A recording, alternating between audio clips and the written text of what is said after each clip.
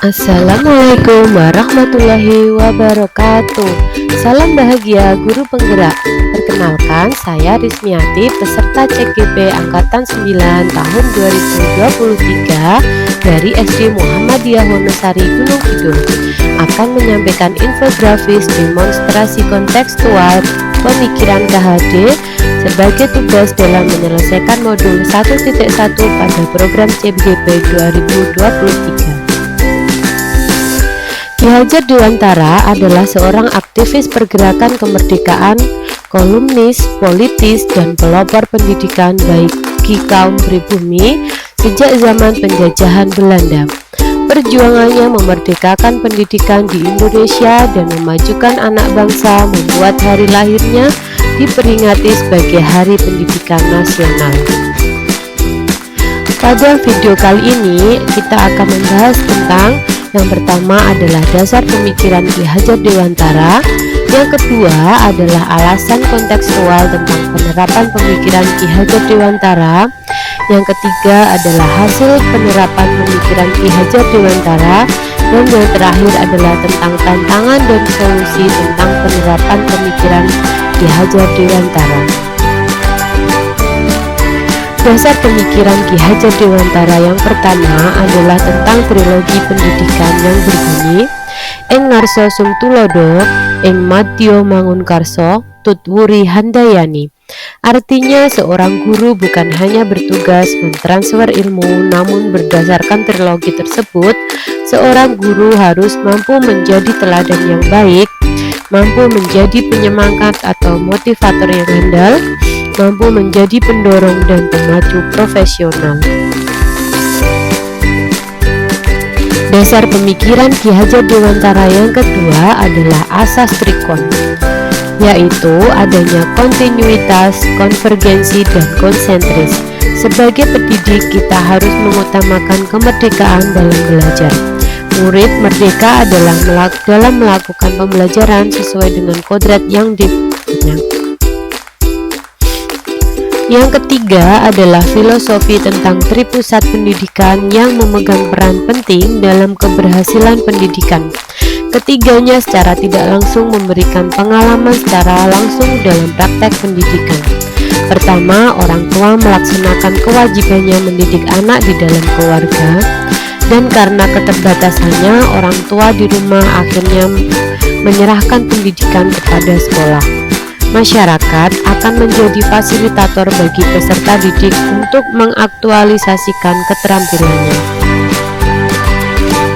Dasar pemikiran Ki Hajar Dewantara yang keempat adalah tugas guru untuk dapat menuntun anak sesuai kodratnya, di mana menurut Ki Hajar Dewantara kodrat anak itu ada dua, yaitu kodrat alam yang berkaitan dengan sifat dan lingkungan di mana anak itu berada, dan kodrat zaman yang berkaitan dengan isi dan irama, yaitu setiap anak sudah membawa sifat dan karakternya masing-masing.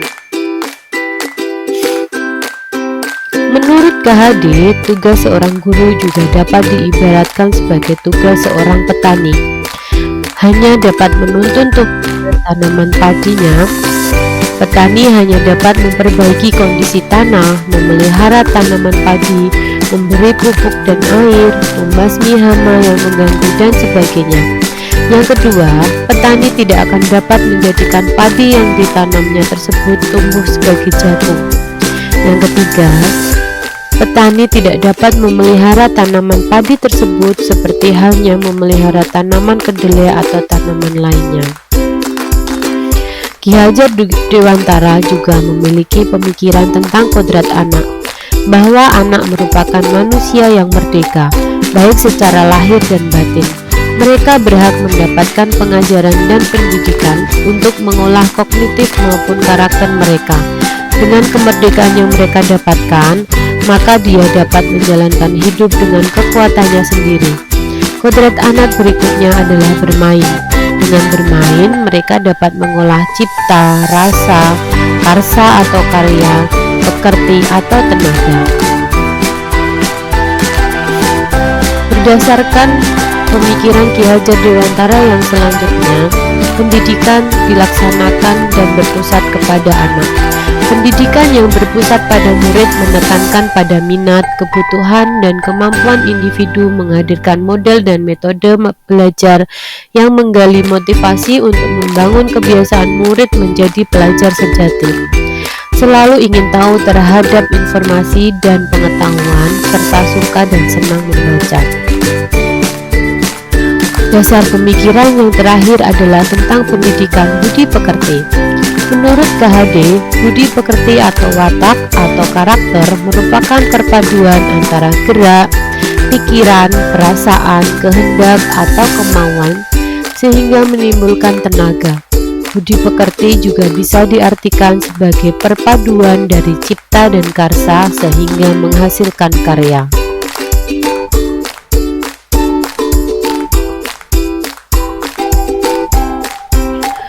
Bagian kedua adalah alasan kontekstual tentang penerapan pemikiran Ki Hajar Dewantara.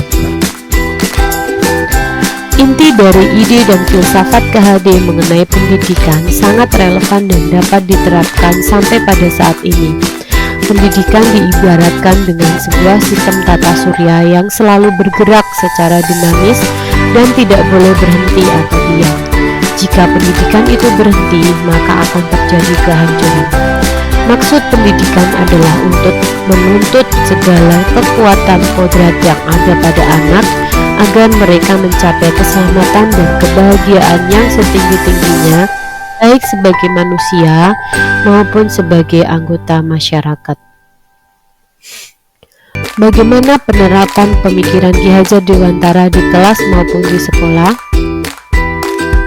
Guru sebagai pamong bagi murid harus dapat menuntun agar murid dapat mendapatkan pendidikan sesuai dengan kodrat alam dan kodrat zamannya. Penanaman karakter dan budi pekerti yang diterapkan di sekolah diantaranya: yang pertama adalah pembiasaan apel pagi di sekolah dengan kegiatan murojaah surat pendek, doa-doa harian, dan dilanjutkan sholat duha. Yang kedua adalah kegiatan Jumat bersih, Jumat sehat, sodako Jumat, dan Jumat berkah setiap hari Jumat. Pembiasaan sholat duhur berjamaah, senyum, salam, salim, dan sapa saat berpapasan dengan guru, berdoa sebelum dan sesudah kegiatan pembelajaran. Pembiasaan siswa menjaga kebersihan kelas melalui tugas piket kelas. Adanya pelaksanaan berbagai macam ekstrakurikuler di sekolah seperti ekstra literasi, numerasi, tapak suci, marching band, BTA, ekstra renang, sepak bola, dan sebagainya. Adanya budaya menabung setiap hari Senin dan Kamis di sekolah, kegiatan peringatan hari raya dan hari-hari besar lainnya, perayaan kemerdekaan Indonesia dengan mengadakan lomba-lomba dan kegiatan jalan sehat serta unjuk kreativitas antar kelas, kegiatan berbagi sembako bagi warga kurang mampu yang tinggal di sekitar sekolah.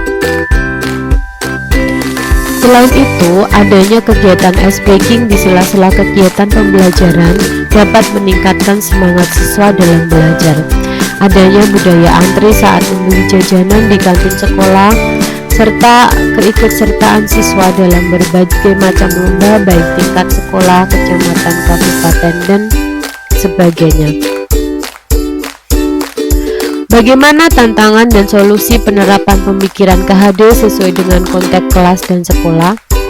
Tantangan yang pertama adalah untuk dapat memberikan pendidikan kepada murid sesuai dengan kodrat alam dan kodrat zamannya, serta dapat menjadi tauladan, penyemangat, dan penggerak bagi murid untuk mencapai kemerdekaan.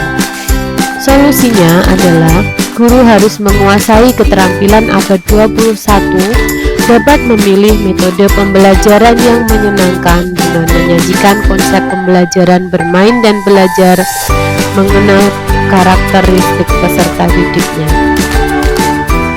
Tantangan yang kedua adalah konsisten melaksanakan kegiatan pembiasaan positif yang bermakna dan berdampak bagi murid sehingga dapat menjadi budaya sekolah yang kontinu dan berkelanjutan. Solusinya, dibutuhkan semangat dan konsistensi bagi guru maupun sekolah untuk dapat benar-benar melaksanakan program pembiasaan sehingga menjadi budaya sekolah yang positif. Tantangan yang ketiga adalah kurangnya kepedulian orang tua dan anggapan orang tua bahwa pendidikan hanya diperoleh di sekolah, sehingga orang tua menyerahkan secara penuh pendidikan anaknya kepada sekolah.